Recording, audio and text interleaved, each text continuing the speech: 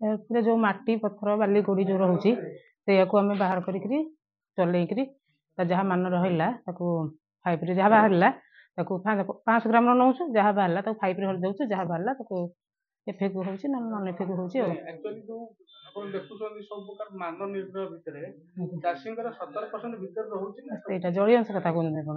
ଜଳୀୟ ଅଂଶ ହଉ କି ଆପଣଙ୍କର ଧୂଳି ବାଲି ହଉ କୁଟା ହଉ 17% ଭିତରେ ରହୁଛି। କେତେ ରହୁଛି? 13% ଟୁ 14% ଟୁ 15% ଏମିତି ରହୁଛନ୍ତି। ଏଫେକ୍ଟ ହୋଇଯାଉଛି।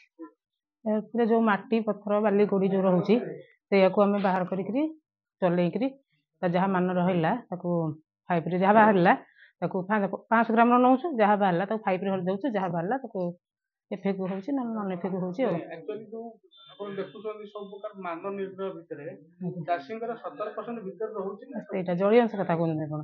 ଜଳୀୟ ଅଂଶ ହଉ କି ଆପଣଙ୍କର ଧୂଳି ବାଲି ହଉ କୁଟା ହଉ 17% ଭିତରେ ରହୁଛି। କେତେ ରହୁଛି? 13% ଟୁ 14% ଟୁ 15% ଏମିତି ରହୁଛନ୍ତି। ଏଫେକ୍ଟ ହୋଇଯାଉଛି।